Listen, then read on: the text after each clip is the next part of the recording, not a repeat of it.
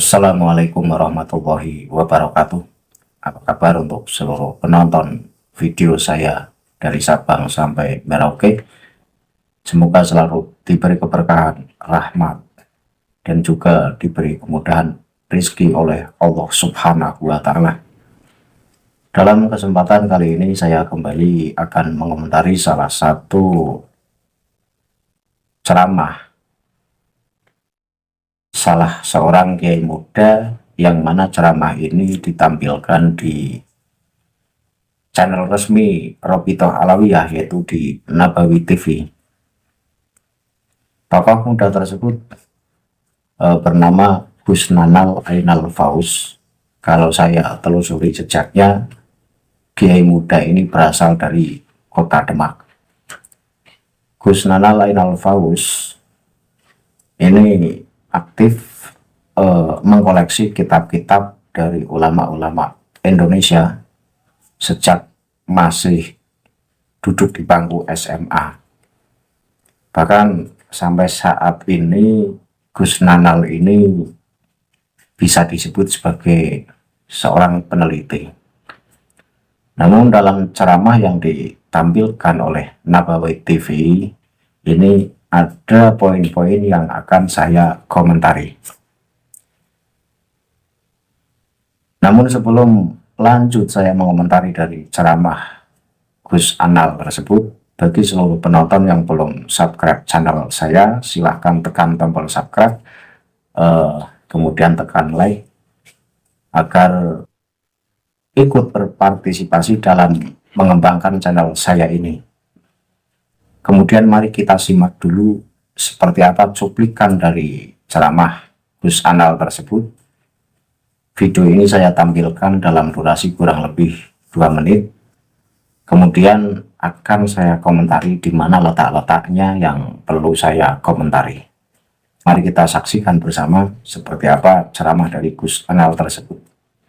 Tidak akan bagus, tidak akan baik akhir daripada umat ini kecuali dengan sesuatu yang mana awal-awal umat terdahulu baik dengan sesuatu tersebut.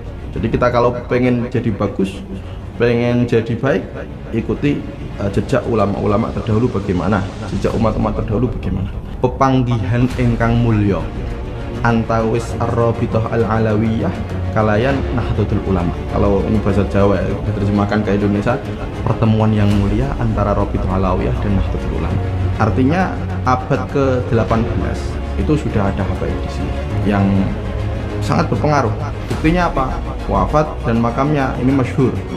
Makamnya masyhur, berarti makamnya diziarahi. Kalau makamnya diziarahi berarti ini orang berpengaruh. Dan sebagai peneliti, saya itu banyak sekali berterima kasih kepada bagian Sadah HPF. Kenapa? Karena ada sebagian HPF, Sadah Pak Alawi, itu yang sangat berjasa dalam mencatat sejarah ulama-ulama kita. Jadi ini kalau kita melihat ada kitab karangan Habib kemudian menuliskan sejarahnya, kita harus bersyukur, harusnya bersyukur. Alhamdulillah ada yang menulis. Andai saja tidak ada yang menulis, entah ini gimana. Gelar Sayyid dan Syarif ini sudah sangat masyhur sekali di kalangan para ulama, tidak hanya ulama Nusantara kan, tapi ulama internasional, bahwa Sayyid dan Syarif ini adalah untuk zuriyahnya Rasulullah Shallallahu Alaihi Wasallam. Ulama Nusantara yang menyebut Sadah Pak Alawi dengan Sayyid siapa? Banyak sekali, banyak. Ada Mbah Hasyim Asy'ari, ada Syekh Mahfud Termas, Abdul Hamid Kudus, Syekh Nawawi Banten, itu banyak sekali. Baru saja kita saksikan bersama cuplikan ceramah dari Gus Anal asal Demak. Kemudian ada sekitar 6 poin yang akan saya komentari terkait ucapan dari Gus Anal tersebut. Poin yang pertama adalah Gus Anal mengatakan, jadi kita kalau ingin bagus, ingin menjadi baik, ikuti jejak-jejak ulama terdahulu. Ucapan semacam ini maksudnya Gus Anal adalah bahwa ulama Nusantara di masa dulu seperti Kiai Wahab Hasbuwoh, Kiai Hasyim Asy'ari, kemudian Kiai Soleh Darat, kemudian ada Guru Sekumpul, dan juga kiai-kiai lain yang ada di era zaman dulu, ini berteman baik dengan para habaib yang ada di Indonesia, sehingga secara tidak langsung Gus Anal ini menyuruh umat muslim di Indonesia agar mengikuti jejak dari ulama-ulama masa dulu yang mana berbaur dengan Habib, kemudian berteman dengan para Habib dan juga dekat betul dengan para Habib.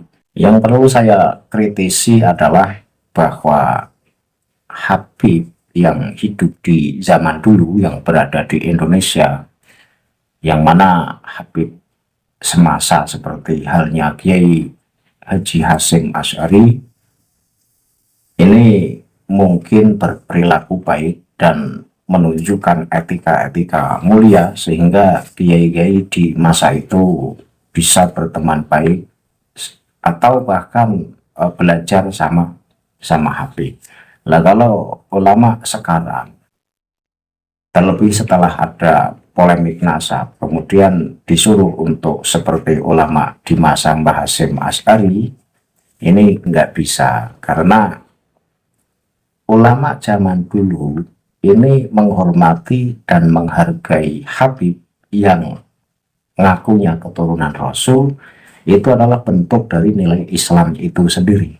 Artinya memang Islam menganjurkan hal semacam itu, dan tidak ada kepikiran untuk meneliti apakah orang yang mengaku keturunan Rasul itu benar-benar keturunan Rasul atau bukan. Karena apa? Karena Habib di masa dulu ini kemungkinan besar berkarakter baik, menjunjung tinggi nilai-nilai Islam yang sebenarnya, sehingga ulama-ulama zaman dulu langsung percaya saja bahwa itu keturunan Rasul, sehingga ya berbaur dengan Habib yang katanya keturunan Rasul dan belajar dengan para Habib serta takzim kepada Habib-Habib tersebut.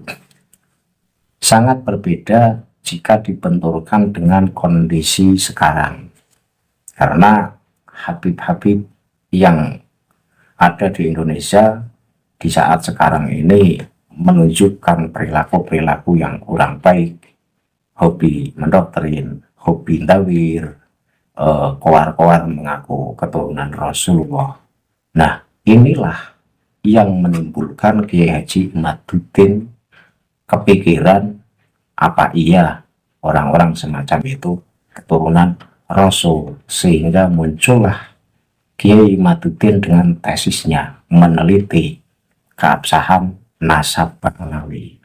Nah, setelah diteliti dengan tesis Kiai Imaduddin Usman Al-Bantani, tentunya dengan data-data yang ada, ditunjang dengan ilmu sejarah, ditunjang dengan ilmu filologi, bahkan ditunjang dengan tes DNA, ini menunjukkan bahwa Habib Ba'alawi yang sekarang ada di Indonesia ternyata tidak keturunan Rasul. Jadi kalau ulama sekarang atau orang Islam di Indonesia yang sekarang dituntut untuk seperti ulama di masa dulu yang mengakui bahwa Ba'alawi sebagai keturunan Rasul, terus menghormati Habib di zaman dulu yang katanya benar-benar keturunan Rasul, ini nggak bisa.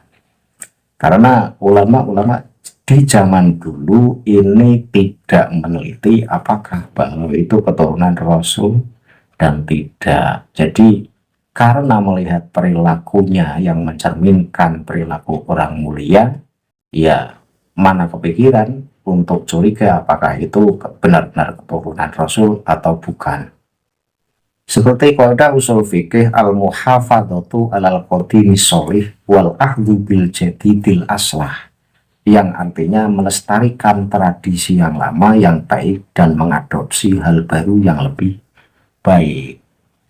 Jadi sikap yang diterapkan ulama Indonesia di masa dulu yang mana baik dengan para habaib, terus menghormati para habaib dan mengakui bahwa mereka adalah keturunan asli Rasulullah, ini tidak salah.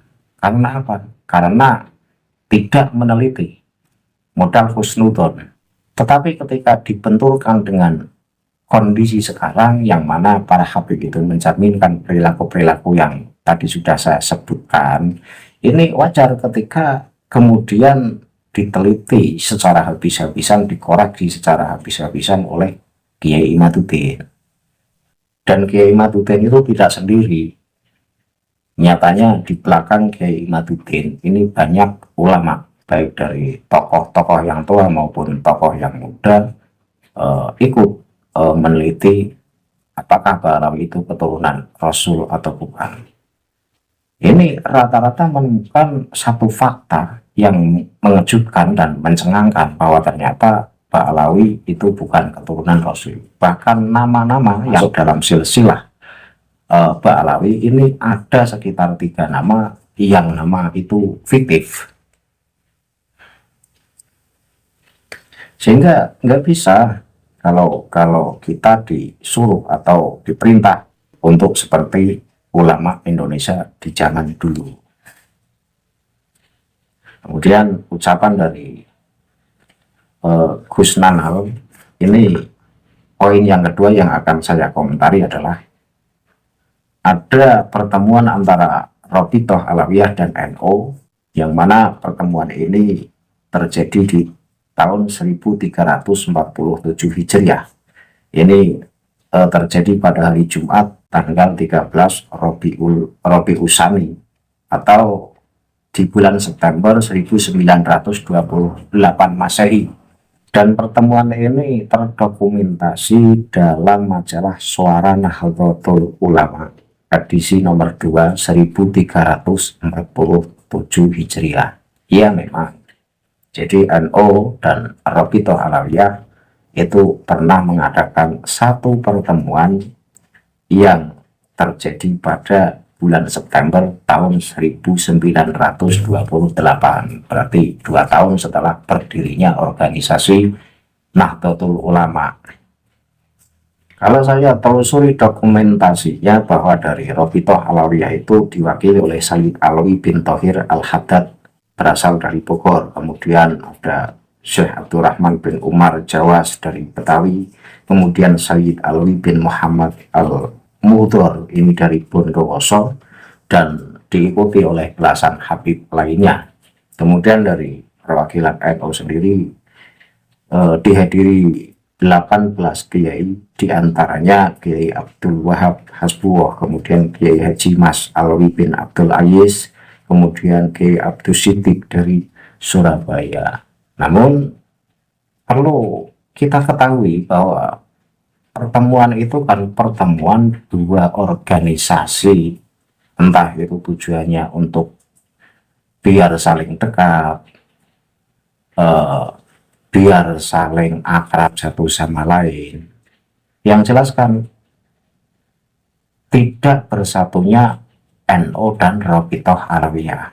Karena kalau pertemuan yang terjadi di tahun 1928 tersebut merupakan satu pertemuan yang mana menggabungkan antara habaib dan ulama-ulama pribumi, kenapa sampai sekarang masih ada Rabithah Alawiyah?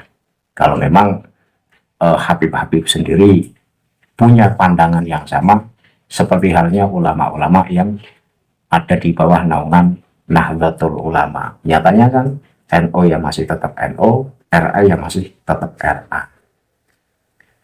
Namun kenapa dulu itu antara ulama Nusantara dan Habib-habib itu berbaur layaknya pribumi?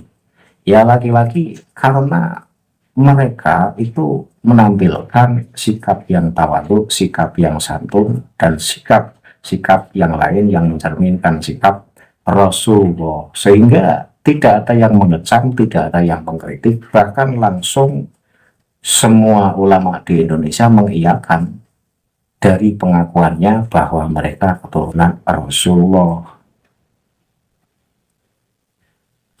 Kemudian poin yang ketiga yang akan saya komentari yaitu terkait pada abad ke-18 sudah ada ulama Yaman yang dakwah di Indonesia. Buktinya adanya peninggalan makam yang masyhur. Saya tidak menafikan para habib di masa lalu itu ada yang menjadi ulama besar di Indonesia dan menyebarkan ajaran Islam di Indonesia, bahkan tokoh-tokoh NU di masa dulu itu juga punya guru dari golongan habaib. Tetapi urusan ilmu ya tetap ilmu, dan urusan nasab keturunan ya beda lagi. Jadi bukan berarti karena kita berguru pada seorang habib kemudian kita harus mengakui bahwa Habib itu keturunan Rasul. Jadi ilmu ya tetap ilmu, bahkan sanadnya tidak putus. Misalnya saya belajar dengan salah satu Habib, ilmunya saya terima dan ilmunya bermanfaat buat saya.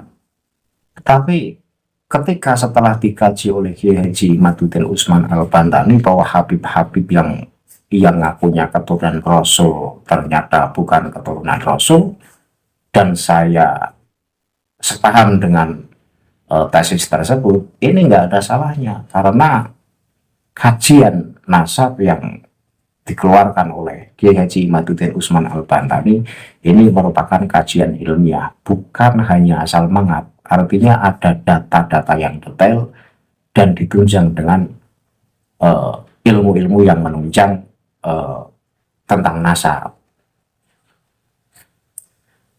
Artinya memang di era abad ke-16, bahkan di abad ke-16 ini sudah ada Habib yang jadi pembesar di Indonesia, itu sudah ada. Jadi saya tidak menafikan itu. Seperti halnya Habib Hasim bin Musayyah bin Abdullah Alam. Ini hidup pada tahun 1545 sampai 1610 Masehi. Ini konon katanya dalam catatan sejarah ini pernah menjadi raja pertama di Kutai Tenggara. Habib ini ada di abad 16. Kemudian ada lagi di abad ke-18 yaitu Habib Sayyid Abdurrahman As-Segaf, ini sebagai kepala bendahara dan pendiri Masjid Jami pertama pada masa Kesultanan Haji Muhammad Sulaiman di era 1850 sampai 1899.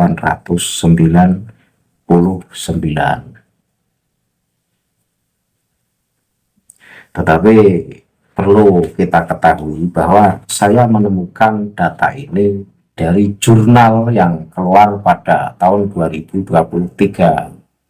Dan jurnal ini diluncurkan oleh siapa saya nggak tahu. Yang jelas saya menemukan dalam bentuk file PDF, kemudian saya baca. Tetapi jurnal itu mengacu pada satu buku yang dikarang oleh Ismail Fajar Alatas pada tahun 2018. Artinya jurnal itu berkata semacam itu pun mengacu pada salah satu buku yang dikarang oleh Habib juga. Jadi jurnal ini masih perlu diteliti secara jeli lagi. Apakah dalam buku yang ditulis oleh Ismail Fajar Alatas ini benar-benar sesuai fakta atau tidak. Kemudian poin yang keempat yang akan saya komentari bahwa Gus Anal mengatakan, sebagai peneliti saya sangat berterima kasih pada habaib karena ada sebagian habaib yang mencatat sejarah ulama Nusantara. Oke, saya setuju karena ada salah satu habaib yang mencatat sejarah ulama Nusantara. Namun kita jangan melihat dari satu sudut pandang saja. Jutaan ulama Indonesia yang mengabdi pada habaib kemudian mencatat sejarah-sejarah keulamaan habaib ini jutaan. Mengingat sebelum munculnya tesis Kiai Haji Imaduddin Usman Al-Bantani, ya seluruh muslim di Indonesia itu percaya bahwa Habib Ba'alawi itu keturunan Rasul, sehingga banyak ulama-ulama Indonesia yang takdim dan tunduk pada Habib. Ini tidak sebanding.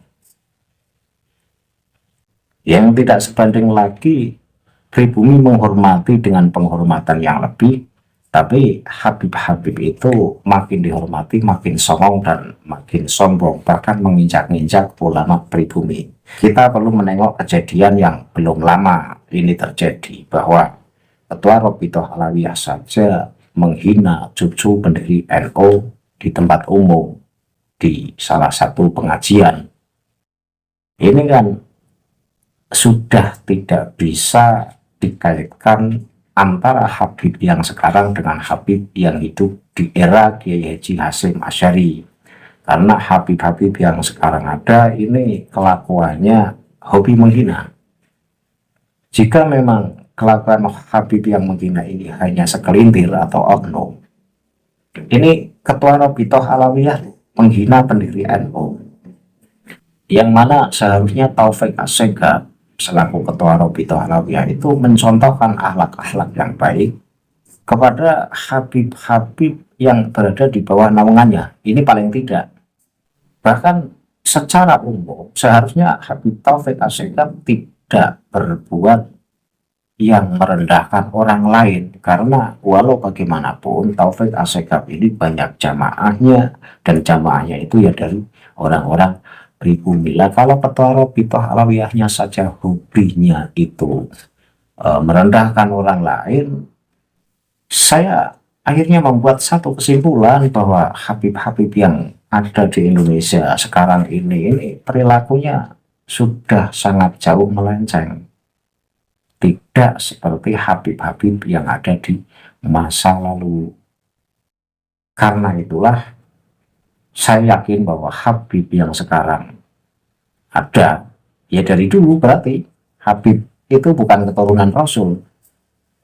Cuma kalau dulu itu ketutup dengan sikap rendah hati, dengan tawaduknya, dengan keilmuannya, sehingga boro-boro ulama punya pikiran negatif, apakah itu cucu Rasul asli atau bukan. Lah sekarang sudah mencerminkan akhlak yang buruk, kemudian secara keilmuan juga saya ragu, terus minta dihormati dengan penghormatan yang lebih, maka sangat wajar dan hukumnya wajib bahkan untuk diteliti apakah itu keturunan Rasul atau bukan. Jadi kalau Gus Nanal mengatakan berterima kasih pada Habib karena Habib ada yang mencatat sejarah ulama Indonesia, ini tentu tidak sebanding dengan pengorbanan ulama Indonesia terhadap para habaib, karena satu, ulama Indonesia rela direndah-rendahkan, ulama Indonesia rela dicaci maki, ulama Indonesia rela ditolol-tololin, rela digoblok-goblokin, bahkan sampai Gus Dur saja pendiri NU itu dikatakan buta mata buta hati. Kalau RA dan NU itu katanya satu ide, satu pemahaman, kenapa dari dulu nggak pernah akur? Kenapa dari dulu seperti halnya air dan minyak yang di situ nggak pernah bisa berdampingan? Justru dari pihak Robitoh Alawiyah ini selalu menyerang tokoh-tokoh NU. Ini fakta loh, bukan saya mengadu domba. Kemudian poin yang kelima yang akan saya komentari dari ungkapan Gus Nanal, yaitu gelar Sayyid ini sudah sangat masyhur di kalangan ulama terdahulu, baik ulama Nusantara maupun ulama internasional. Ya kalau gelar Sayyid ya memang sudah masyhur dari zaman dulu, karena gelar Sayyid ini memang gelar yang sahih untuk keturunan Rasul. Nah, sedangkan Ba'alawi setelah diteliti oleh Kiai Imaduddin Usman Al-Bantani, ini ditemukan bahwa Ba'alawi ini bukan keturunan Rasul. Ya gelar Sayyid ini memang untuk panggilan keturunan Rasulullah dari dulu. Tidak ada yang menentang, satupun ulama tidak ada yang menentang kalau Sayyid itu untuk panggilan keturunan Rasul. Tetapi ketika kata Sayyid ini untuk memanggil Habib-Habib Ba'alawi, ini baru ulama Indonesia di saat ini banyak yang menentang, karena Ba'alawi bukan keturunan Rasul. Kemudian poin yang terakhir, yang keenam yang akan saya komentari, ucapan Gus Nanal itu mengatakan banyak sekali ulama Nusantara yang menyebut bahwa sabda Pahlawi keturunan Rasul, seperti halnya Kiai Hasyim Asy'ari, kemudian Imam Nawawi Banten, dan Syekh Mahfud Darmas. Saya setuju bahwa ulama-ulama ini, bahkan guru sekumpul, bahkan Imam Kiai Soleh Darat, ini juga memanggil Habib di Indonesia itu dengan kata Sayyid. Saya setuju itu memanggil dengan kata Sayyid, dan ulama-ulama zaman dulu tidak salah karena memang tidak melakukan satu penelitian. Nah, ulama yang tidak pernah melakukan satu penelitian apakah Habib itu keturunan Rasul atau bukan, ini tidak bisa disebut mengisbat, karena mengisbat ini satu hal yang dilakukan setelah melakukan penelitian baru disebut isbat. Nah, ulama-ulama yang disebutkan oleh Gus Anal seperti Gus Mahfud, Termas, kemudian ada Imam Nawawi, kemudian ada Kiai Hasyim Asy'ari, memang mengatakan atau memanggil Habib di Indonesia dengan kata Sayyid, bahkan terdokumentasi dalam kitab karya-karya beliau. Tetapi sekali lagi bahwa panggilan Sayyid kepada Habib di Indonesia oleh ulama-ulama Nusantara di era dulu ini tidak bisa disebut mengisbat, karena bahwa masyhur mereka itu sebagai keturunan Rasul, masyhur loh, mungkin dari pengakuannya dan lain sebagainya, sehingga yang beliau tahu, artinya ulama-ulama Indonesia itu tahunya dari kabar-kabar bahwa mereka Habib itu keturunan Rasul, ya sehingga memanggil mereka dengan sebutan Sayyid, dan panggilan itu tidak salah karena ulama-ulama itu tidak meneliti keabsahan nasab Ba'alawi. Nah, tetapi dalam buku karya Robitoh Alawiyah yang berjudul Keabsahan Nasab Ba'alawi, ulama-ulama ini dicatat sebagai penguat bahwa nasab Ba'alawi itu benar-benar sahih dan didukung oleh makalah-makalah ulama Nusantara. Ini keblinger dan keliru karena saya tidak menemukan ulama-ulama yang tadi disebutkan oleh Gus Nanal itu satu pun mengisbat nasab Ba'alawi, tidak ada. Kalau menyebut Habib dengan kata Sayyid banyak, tapi mengisbat itu enggak ada. Jadi jangan dikatakan bahwa ulama zaman dulu sudah mengisbat Ba'alawi itu soleh keturunan Rasul, itu salah. Saya kasih contoh biar mudah. Mengisbat atau menetapkan kapan jatuhnya bulan puasa. Nah, ada keputusan kapan jatuhnya bulan puasa, ini berarti sudah ada penelitian, sudah meneropong, sudah menghitung secara ilmu hilal, baru berani diputuskan bahwa jatuhnya bulan puasa ini hari ini. Tapi sudah diteliti dulu, itu baru disebut mengisbat.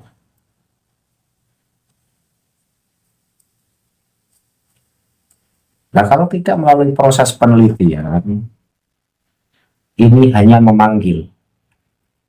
Nah, memanggilnya ulama zaman dulu, memanggilnya ulama dulu pada para habaib yang ada di Indonesia dengan sebutan Sayyid, ini nggak salah. Karena katanya mereka itu keturunan Rasulullah, jadi harus dipanggil Sayyid. Tapi jangan katakan ulama-ulama NU dulu itu mengisbat. Ini kan tidak tepat. Jadi Gus Nanal ini yang katanya seorang peneliti, alangkah baiknya ikut meneliti nasab Ba'alawi seperti halnya Kiai Haji Imaduddin Usman Al-Bantani, sehingga tahu apakah Ba'alawi itu keturunan Rasul atau tidak, ketimbang membela Ba'alawi dengan alasan macam-macam lah, dengan alasan perdamaian dan persatuan umat. Sebenarnya konflik nasab ini terjadi sudah 3 tahun lebih. Itu bukan karena nasab Ba'alawinya dibatalkan lantas menjadi konflik, itu tidak. Alasannya satu, karena Ba'alawi tidak mau mengaku kalau Ba'alawi bukan keturunan Rasul, masih ngotot ngaku sebagai keturunan Rasul. Disuruh tes DNA untuk menyelesaikan polemik ini, menghindar terus. Nah, inilah yang menjadi kekacauan selama ini terjadi. Ngotot sebagai keturunan Rasulullah, tidak mau dibatalkan, tapi disuruh tes DNA nggak mau.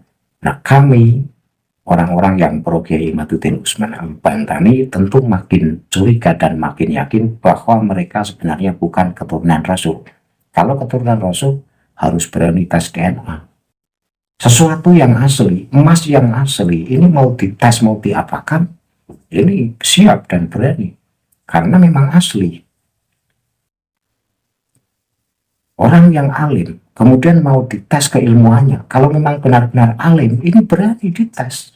Tetapi kalau orang yang pura-pura alim, kemudian mau dites keilmuannya, ya ini menghindar terus, melipir-melipir.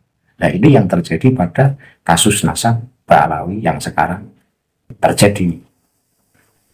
Jadi saya katakan sekali lagi untuk mengakhiri komentar saya bahwa ulama-ulama zaman dulu memanggil para habaib di Indonesia dengan sebutan Sayyid, ini tidak bisa disebut mengisbat. Itu hanya panggilan karena konon katanya mereka-mereka itu keturunan Rasul, ya harus dipanggil Sayyid, tetapi tidak bisa disebut mengisbat. Karena apa? Karena kata mengisbat ini harus sudah melalui proses penelitian lebih dulu. Saya kira cukup komentar saya. Billahi taufiq wal hidayah. Wassalamualaikum warahmatullahi wabarakatuh.